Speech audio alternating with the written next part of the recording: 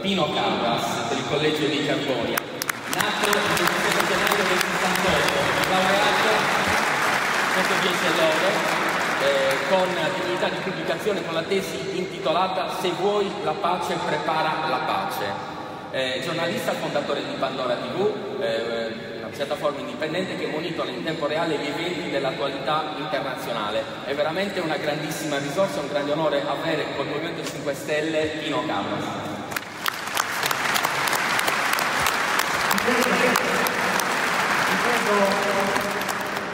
Disposti a dare fiducia, ma non a firmare delle cambiare i piani, perché questo è l'atteggiamento giusto di un popolo che sceglie, che ritorna sovrano.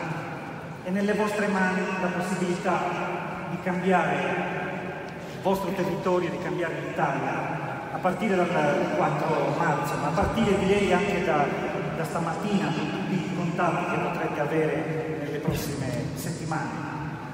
Qualcuno ha già votato in questi anni nel nostro territorio. Noi voteremo con le mani il giorno 4 marzo prossimo. Altri hanno votato, come dicono gli inglesi, con i piedi, non nel senso dispregiativo del termine, nel senso che se ne sono andati. Migliaia di persone hanno lasciato negli ultimi 5 anni questa terra. Il ritmo lo ricordava prima la sindaca di Carbonia, solo in un anno 300 persone dalla sua città. Questo è il ritmo che c'è da anni in tutto il territorio. Queste persone hanno già votato con il loro giudizio molto severo la condanna di un sistema politico che non garantisce un futuro. Noi potremo tornare a votare con le mani di nuovo e potremo portare in quelle mani la nostra testa e il nostro cuore, esprimendo anche noi un giudizio su come è stato gestito il territorio della Sardegna da questa giunta conservatrice chiusa che c'è da 4 anni, da questi governi che si sono succeduti negli ultimi 5 anni, che non hanno dato nulla e che hanno, se non altro, preso. E c'è un giudizio nei confronti di un sistema politico locale fatto di tanti caporioni, capibastone, personaggi che gestiscono delle clientele equivoche, che vogliono congelare il territorio. Noi vogliamo liberare delle leggi, abbiamo un'idea diversa anche dell'industria. Loro sono fermi all'industria 0.0, sono fermi a 30 anni fa, 40 anni fa, non riescono a immaginare che esiste un'industria nuova.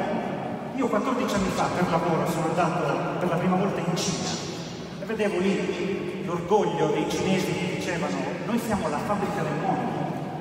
Erano orgogliosi della loro industria, della loro grande industria. E vogliamo diventare sempre di più una grande potenza industriale.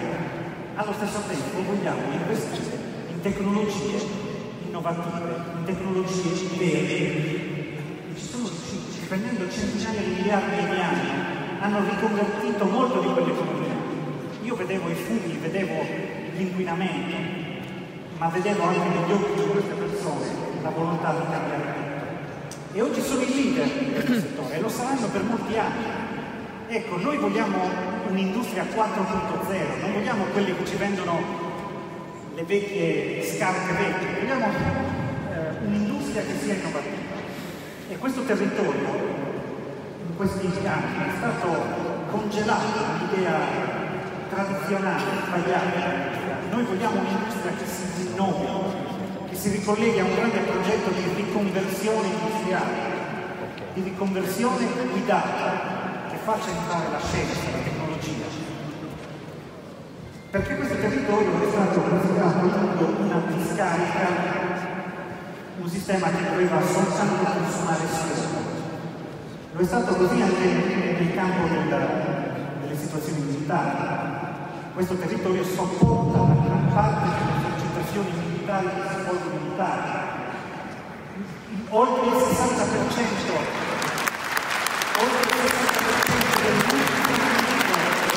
viene esploso in Italia, viene esploso utilizzando il suolo della Sardegna. In gran parte in questo territorio. C'è da dire che questi giorni si sta scatenando una nuova situazione che ci mette tutti in pericolo, una nuova corsa alle armi nucleari. Noi guardiamo anche al mondo, non solo alla realtà locale. E questa corsa al riarmo, dove pensate che sarà sperimentata? Dove saranno sperimentati i droni, le nuove tattiche, se non nei territori che hanno già accolto tutto questo? Noi dovremmo dire basta a questo modello e proporre qualcosa di nuovo, qualcosa che sia aperto. Allora, vi dico di prendere in mano il vostro destino, votate con la vostra testa, con il vostro cuore, con le vostre mani, raggiungete quante persone più possibile in questo periodo e diamo un nuovo futuro al Sulcis, al Presidente, a tutto il territorio del sud Sardegna, e direi a tutta la Sardegna e all'Italia, nella prospettiva delle elezioni dell'anno prossimo. Nel 2019 si voterà e noi possiamo dare la prima spallata, la prima scossa, ognuno di voi,